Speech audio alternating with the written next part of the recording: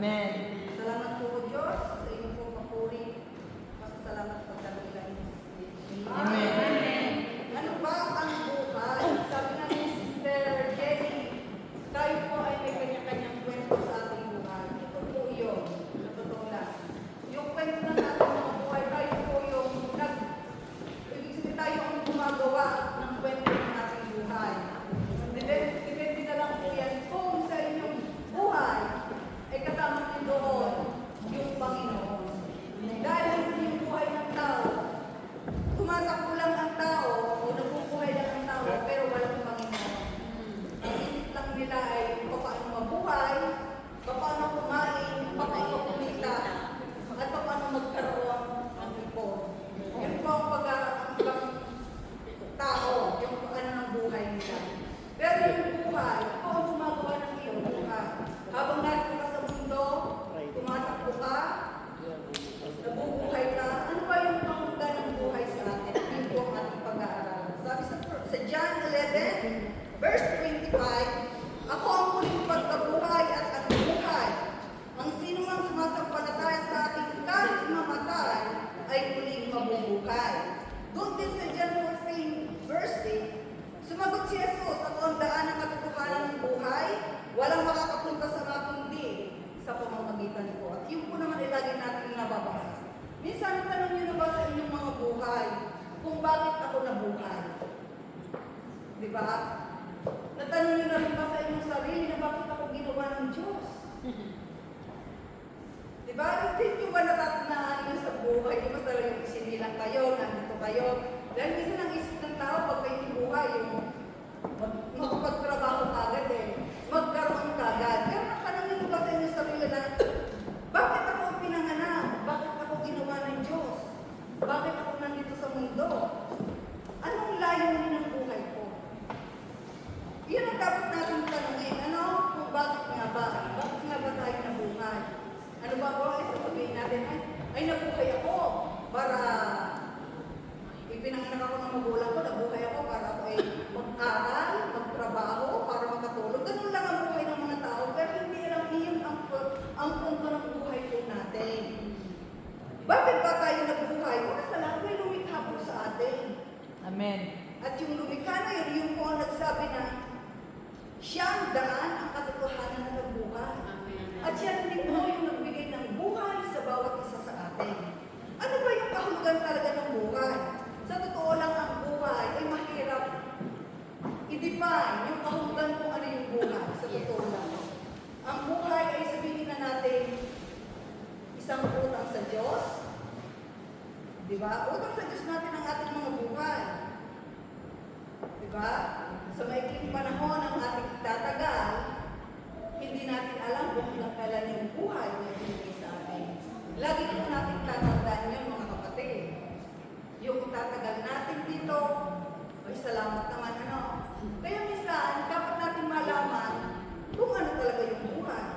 Dahil minsan, natulad nga ng sinasabi ko, para lang gumigising tayo, para isipin natin yung mga gusto natin, routine na ginagawa natin araw-araw. Pero hindi po yung kahulugan ng buhay. Ano? Hindi natin alam sa maikling panahon natin itatagal dito. Hindi mo alam kung talagang ikaw ay ligtas o talagang ikaw ay kasama ng Panginoon. Dapat alam natin yung buhay. At hindi natin dapat isipin na tayo na andito, ganito lang. Dapat lagi natin iisipin na kaya tayo na andito, sinasamba natin ang Diyos na buhay na may bigay ng ating buhay. Amen. Ano, hindi lang tayo natin na ay hindi na natin na tayo dadating tuwing Sabado. Diba? Hindi na natin sabihin na ano, parang naging kaubalaan na natin. Pero hindi dapat kaubalaan. Kundi dapat uunahin natin, iisipin natin na mabigyan natin ng isang araw ang Diyos. Hindi bagamat hindi yun lang isang araw. Araw-araw yan. Amen. Pero yung Diyos na isang araw ay gusto ng Diyos na tayo magsama-sama bilang magkakapatid sa Kanya na nagbigay ng buhay sa bawat isa. Amen. Ano, hindi naman tayo pumunta dito mga kapatid para yung sasabihin natin na ay, ginagawa ko na ito yung Sabado. Dapat lang, dahil binibigyan mo ng pahalaga ang Panginoon na nagbigay sa iyo ng buhay. Sabi doon sa mga gawa, chapter 17, natin verse 25. Hindi siya nangangailangan ng anumang tulong o paglilingkod ng tao. Sapagkat siya mismo ang nagbibigay ng buhay, hininga at lahat ng bagay sa tao. Yung may likha ng buhay, yung nagbigay ng buhay sa atin, hindi po niya kailangan ng anumang bagay. Dahil sa kanya lahat nagmula yung bagay na ibinibigay sa atin, na nagbigay ng buhay sa atin. Kaya tatandaan natin na ang buhay ay hindi po lamang yung ating ginagawa natin routine. Dahil minsan may pag-aalala tayo na, ay kailangan mo magtrabaho. Natural lang tayo magtrabaho. Pero hindi po yun ang pangunahin na kaya tayo binuhay ng Diyos. Hindi lamang yung ganung mga bagay.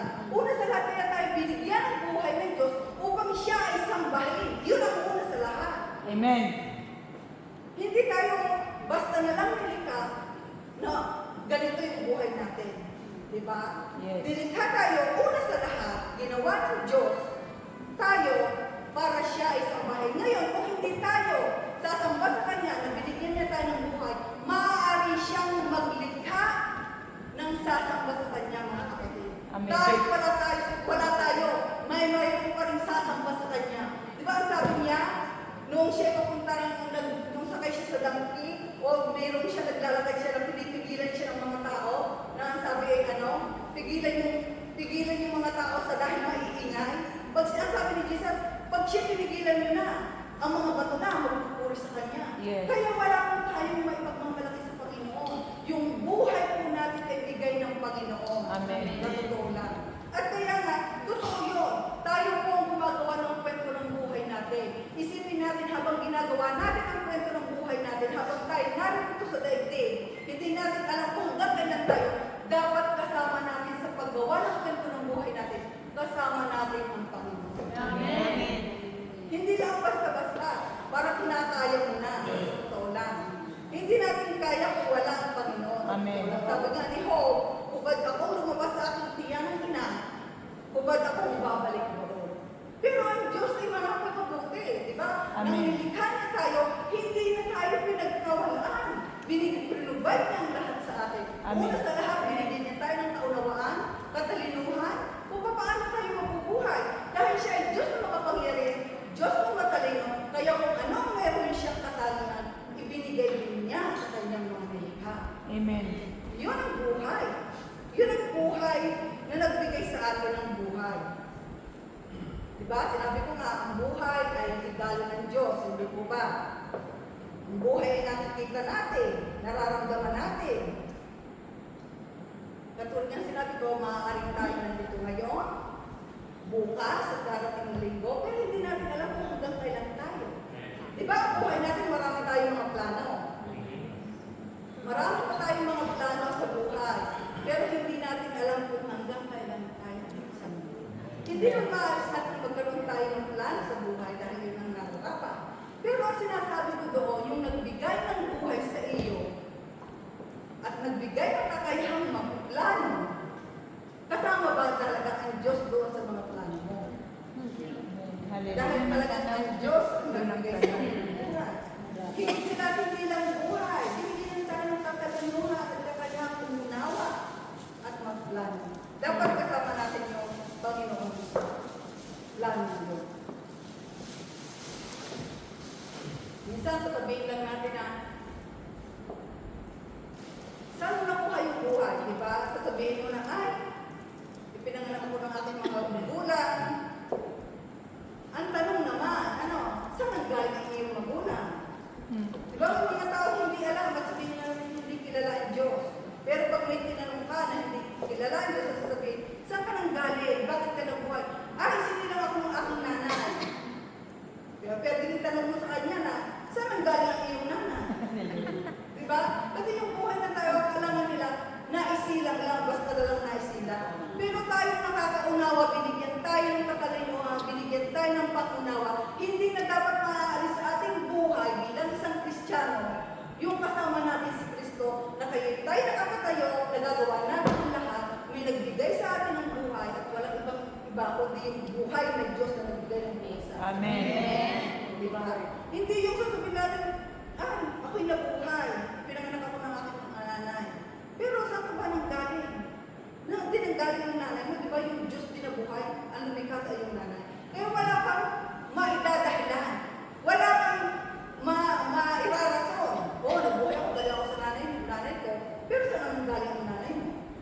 ba? Sa Diyos pa rin.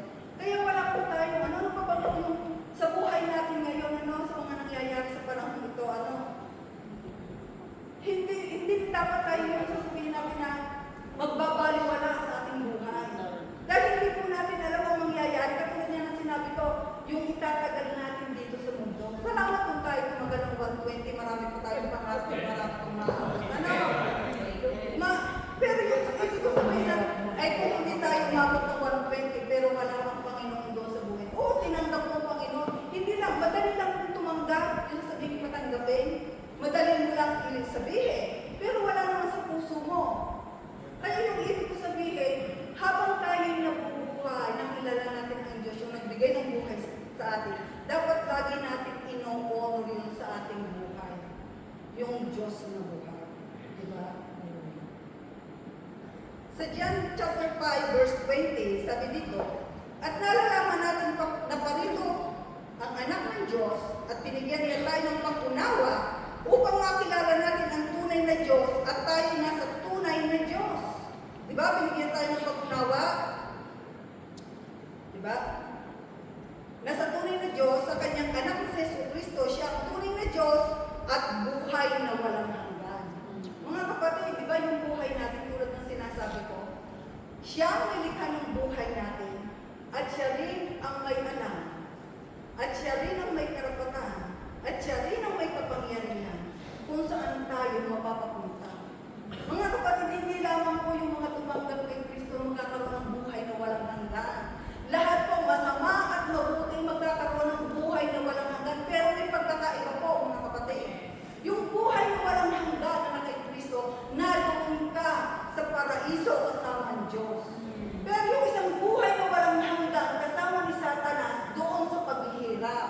Kaya lalo nga sinasabi, binigyan tayo ng Diyos ng katalinuhan para pumili ng tama at mabuti. Amen. Tayo mga Kristiyano na, nagsasabi na tayo mga Kristiyano na.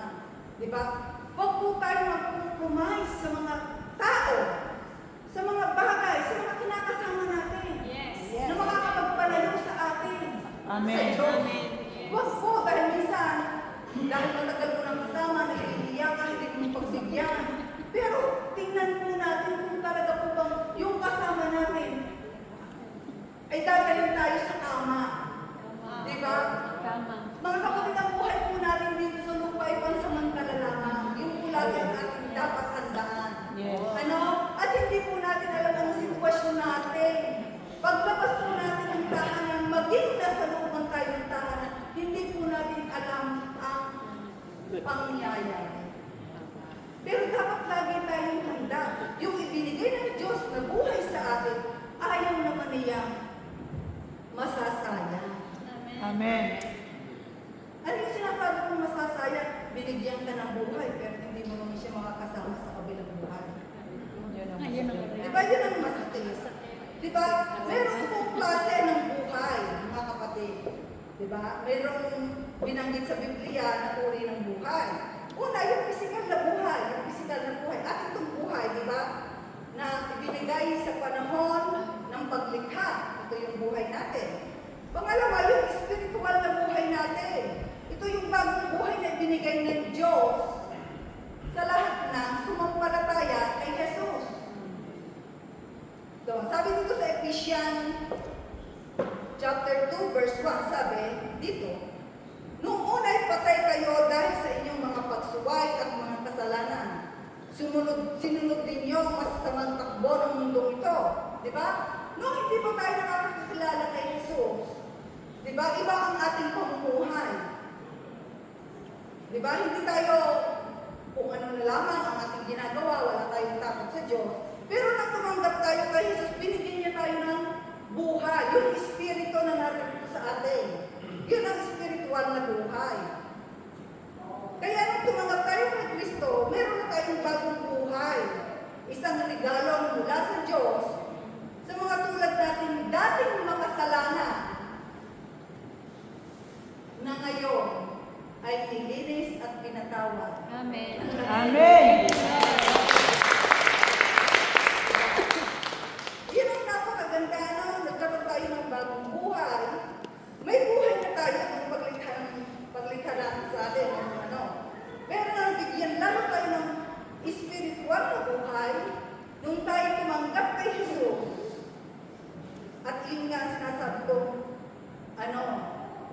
regalo ng Diyos sa mga katulad natin dating mga kasalanan. At ngayon tayo ay may spiritual na buhay na.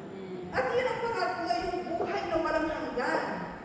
Itong buhay na walang hanggan, ito yung katangian ng Diyos, mga kapatid.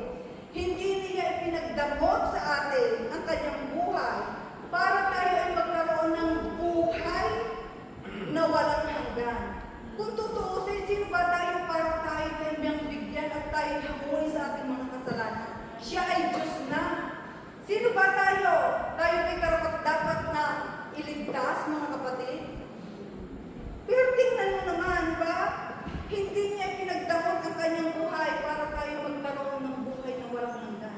Ganyan po ang katangian ng Diyos na buhay na nagbigay ng inyong buhay. Amen. Diba? Yan napakaano ng Diyos natin, diba? Yan yung mga buhay na ibinigay sa atin ng Diyos. Sabi sa Santiago, chapter 4, verse 13 to 15, makinig kayo sa akin, kayong nagsasabi, ngayon o bukas, pupunta kami sa ganito at ganung bayan, at isang taon kami mananatili roon. Mangangalakal kami at kikita ng malaki. Hindi nga ninyo alam kung ano ang mangyayari sa inyo sa araw ng bukas. Ang buhay ninyo ay parang pusok lamang, sanggaling lumilitaw at agad nawawala. Sa halip, sabihin ninyo, kung luluubin ng Panginoon, mabubuhay pa kami at gagawin namin ito. Okay. Amen. Diba? Pinakikita ng binasa natin ito na wala po tayong may pagmamalaki. Hindi po natin masasabi na gagawin ko bukas. Nasasabi lamang natin yun. Pero, ang totoo, ang Diyos pa rin ang nagpapatupad ng lahat ng ating mga plano. Amen. Diba lagi natin ginagawa, ay, gagawin ko yung gagawin. Huwag natin kung aalisin. Diba? Sa halip, nawa ay loobin ng Diyos. Lagi natin kasama ang Diyos sa lahat ng ating gagawin. Minsan tayo lagi natin, ang dami natin bala, ang dami natin plano, ang dami natin gustong gawin. Pero ang tanong, sa lahat ng gusto mong gawin, kasama mo ba ang Diyos? Diba? Amen. Dahil ang buhay natin po mga kapatid ay kinumpara lamang sa usok, sa totoo lang.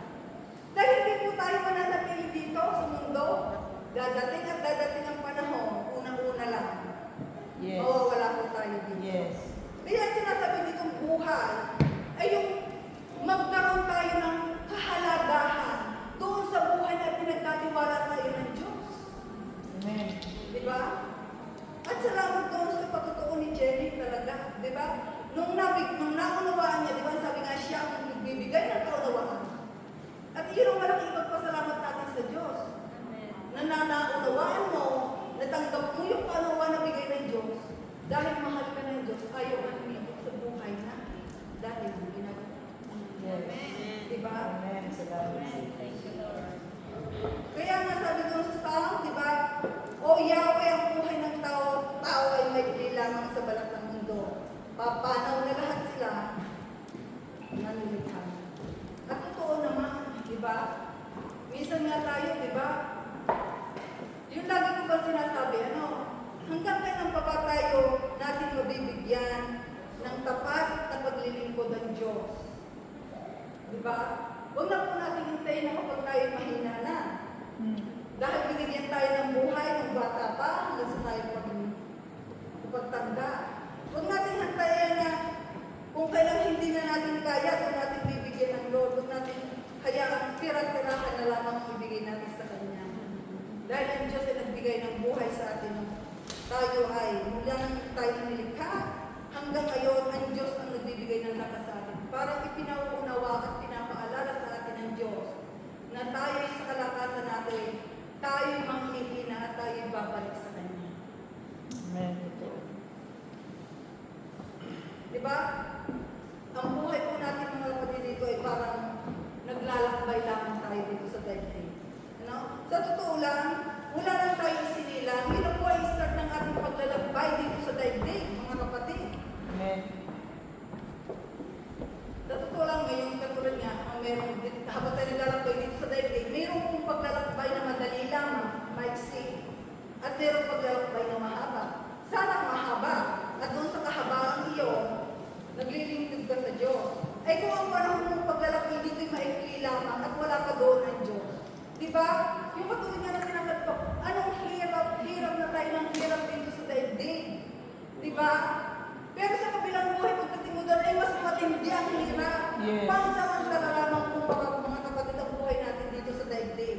Yung ating mga kasiyahan, na wala naman sa daan patungo sa Diyos, pansamantala lamang yan. Totoo. Pero yung buhay na walang hanggan, yung buhay doon, hanggang walang katapusan yung buhay doon. Salamat kung doon tayo mapapunta kasama sa piling ng Diyos. Pero kung doon sa kabilang buhay na kasama ang Diablo, paano yun? Oy. Di ba? Tayo po ay ano lang mga kapatid. Tayo ay mga ano lamang dito. Pilgrim. Tayo mga Manlalaki. naglalakbay lamang dito. Hindi natin alam kung kailan tayo dito. Di ba? Di ba, inahantulad ang buhay natin sa anino at inahantulad din ang buhay natin sa anino. Sabi dito sa mga Ngaral chapter 6 verse 12, sino ang nakakaalam kung ano ang mabuti sa taong nabubuhay sa maikling panahon at pagkatapos ay mawawalang tulad ng anino? Sino ang makakapagsabi kung ano ang mangyayari pagkamatay nila? Nakon. Diba? Pero kung ikaw ay mayroong Diyos sa puso mo, at talagang isinasama mo ang Diyos sa buhay mo, ipinagkakatiwala mo ang buhay mo sa Diyos, siguro naman talaga tiyak ang iyong Buhay. kung saan ka pumunta.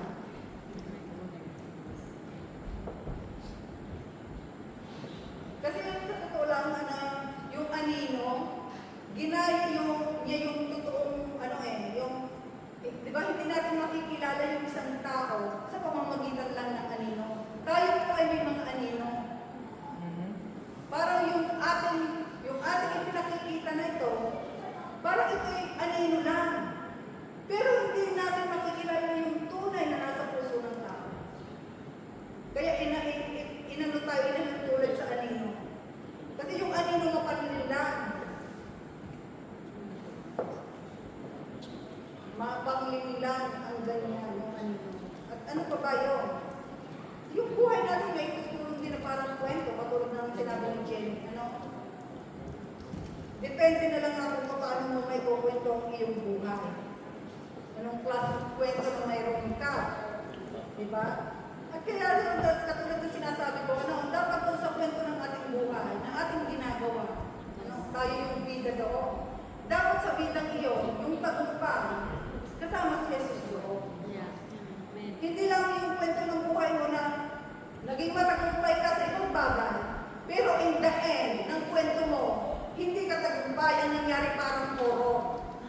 Sa totoo lang, yung horror, bakit nasabi ko parang horror? Hindi ka sa buhay na walang hanggan na kasama ang Diyos eh. Kung dito ka sa buhay na walang hanggan kasama ang away. Kaya yung kwento ng buhay natin tayo po ang mamimili, mga kapatid. Yes. Ikaw ang gagawa, ikaw ang bida, ikaw ang magdidesisyon. Amen. Diba?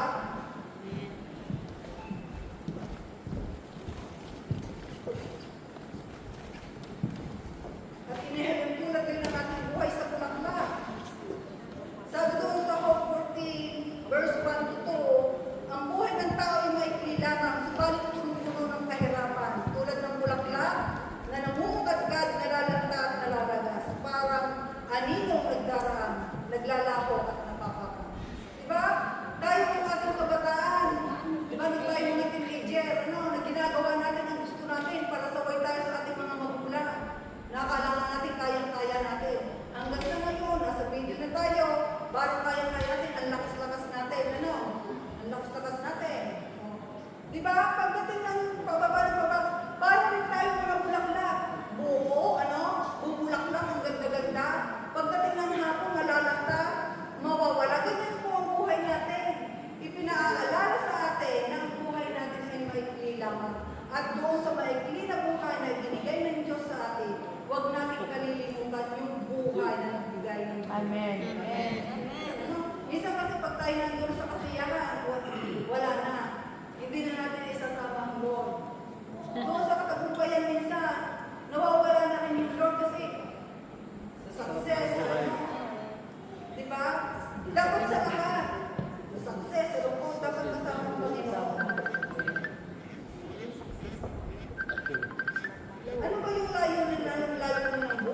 po yung purpose nito.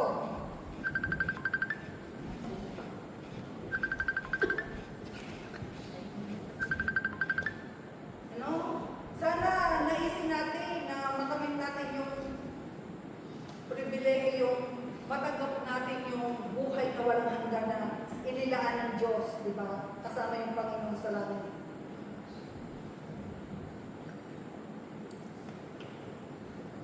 Kaya mahirap yung magpakasaya po tayo dito sa lupa nang wala kang pag-ibig sa turo. Hindi po lang dapat lang tayo magpakasaya. Meron po katapusan ng buhay. Kasi minsan yung mga tao, lalo na yung mga hindi nakakakilala sa Diyos, parang walang katapusan ng kasiyahan. Parang walang katapusan yung lakas.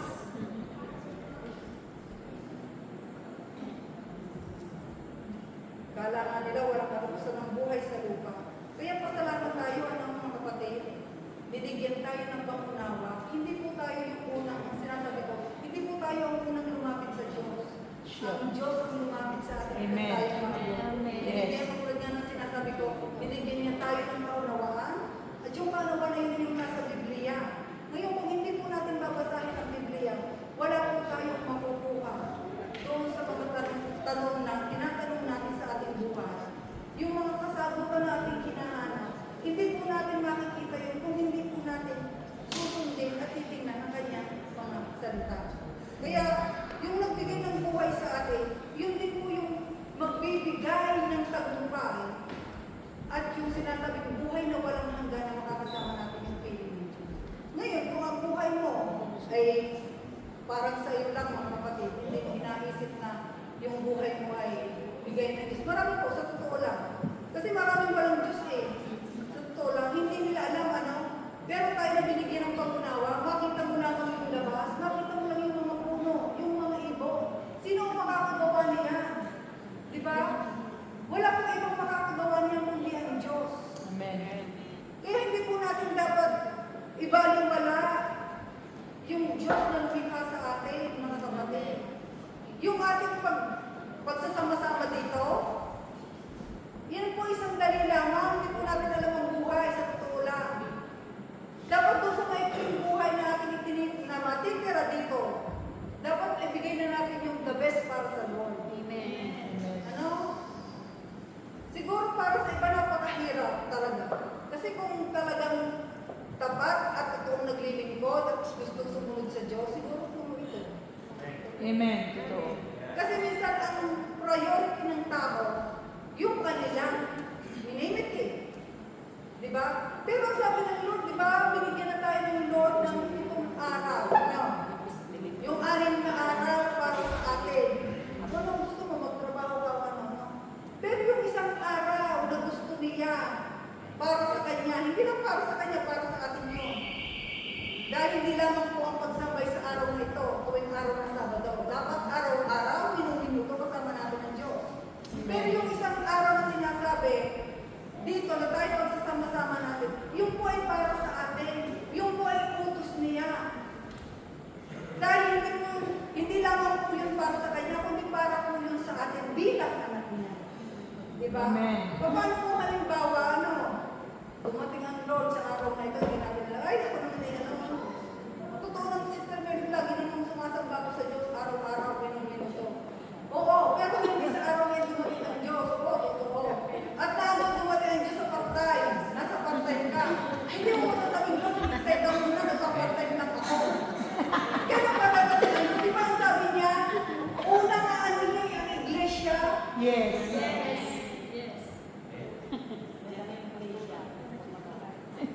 Mga kapatid, ang iglesia. Hallelujah.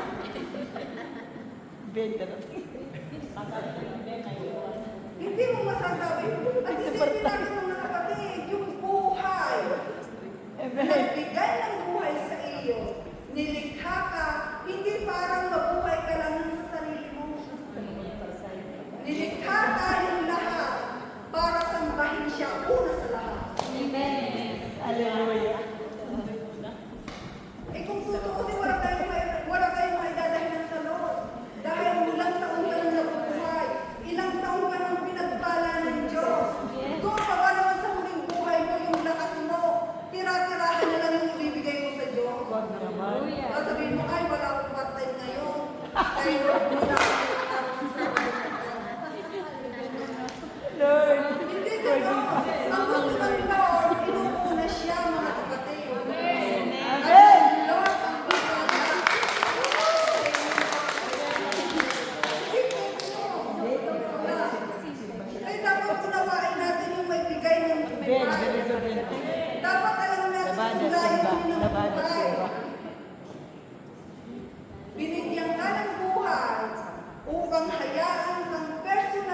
pumili. Amen. Kapatid, binigyan ka ng buhay na may buhay. Para personal kang pumili ng tirahan mo. Yes. Totoo. Mga kapatid, tirahan ang pinag-uusapan dito. Baka sabihin mo, may tirahan ako mansyon dito. Ay, nilindol na. Naku, isang lindol lang po. Isang lindol lang. Ang dami ng kayamanan. Yan po ay tayo binarmingan ng Lord. Binigyan tayo ng pangunawa ng Lord. Mag-ipon ka na mag-ipon dito sa lupa. Maraming tana. Maraming kalawa. Maraming magnanakaw at maraming naninira. Mga kapatid sa panahon ngayon. Ang Totoo. lindol po ay hindi lamang once a month. Halos mayat-maya. Yan po ay para sa atin ng Diyos na wag po tayo mag-impok ng kayamanan. Yes. Hindi masamang mag-impok ng kayamanan, pero habang nag-iimpok ka ng kayamanan, wala naman sa buhay mo yung nagbigay ng buhay sa iyo para makamit mo yung iyong mansyon na yan. Mga kapatid, hindi po yung mansyon na nasa lupa. Kahit Yes. ilang pang-apartment meron ka dito. Hindi mo alam kung hanggang kailan ka magtatagal dito.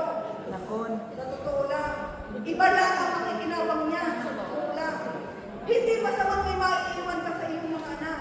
Pero ipinapaalala ng Panginoon na mayroong maninira dito. At iyan na nga nangyayari na, mga kapatid. Amen. Kung ang buhay mo ay iyong ibinuhos lang sa pagpapayaman, magkaroon ka, makaipon ka, pero wala ang Panginoon. Binigyan po tayo, mga kapatid. Hinayaan tayo ng Diyos, hinayaan tayo ng Diyos na nagbigay ng buhay sa atin, na pumili kung saan tayo titira. At tayo po yung mamimili noon. Hindi po natin masasabi na, ay, meron na po akong bahay, 5 pa po ang bahay ko, pwede po akong tumira. Lindulin man yung isa, ay meron kang kaunti na lang. Lindulin. Eh, walang pinipili. Sa totoo lang. Ang isipin po natin yung titirhan ng ating kaluluwa, mga kapatid. Amen. Diba? Diba yung ating pagpapala na mayroon tayo po dito, yung po ay regalo ng Diyos sa atin. Parang extra na lang po yan. Pero yung higit na pagpapala na sinasabi ng Panginoon, yung buhay na walang hanggan, nakasawag kapiling siya. Pero kung yung katulad nga ng sinasabi ko, na binigyan tayo ng kaalaman ng Panginoon, na pumili ng tama, pero hindi mo pa rin pinipili yung tama, ikaw ang pumili ng tirahan ng iyong kaluluwa. Naku po. Kaya, mga kapatid, piliin po natin yung buhay. Amen. Yung buhay na nagbigay sa iyo ng buhay, walang iba kundi si Jesus. Amen. Kaya na ito pong paalaala ko, yung masasabi ko na, tuwing umagahapon tayo na, bago tayo magsimag matulog, sino nga ba, ano ba yung purpose ng buhay ko?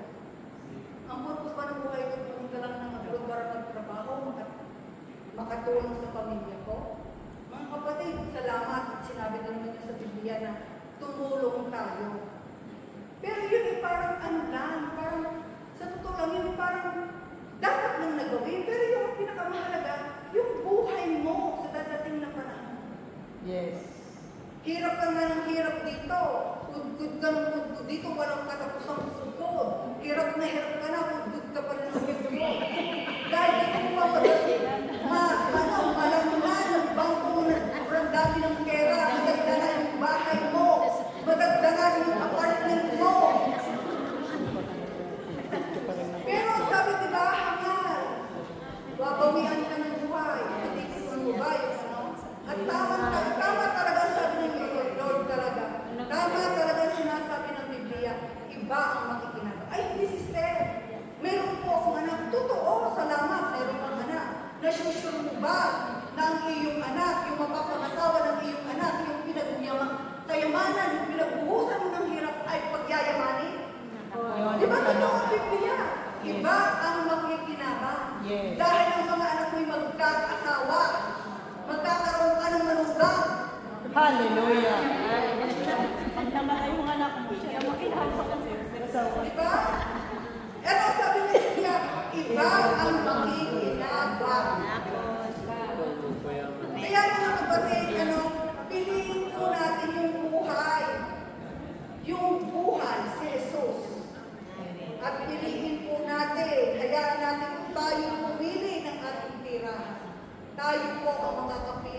ating tirahan.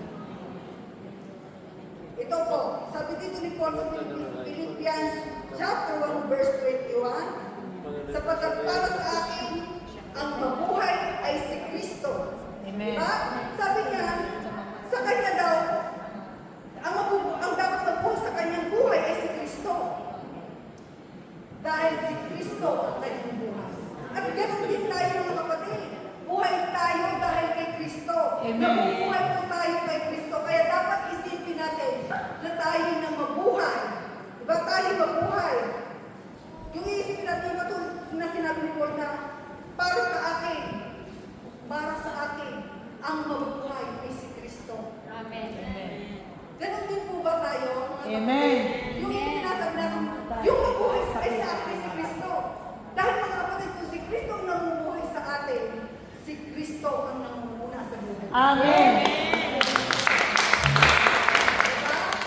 Hindi na, wala na tayong maidadahilan. Marami tayong hinihingi sa Panginoon. Pero ang tanong, marami kang hinihingi, buti na lang ang Lord hindi ano.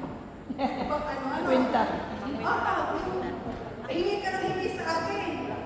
Ano ba yung naibibigay mo sa akin, anak?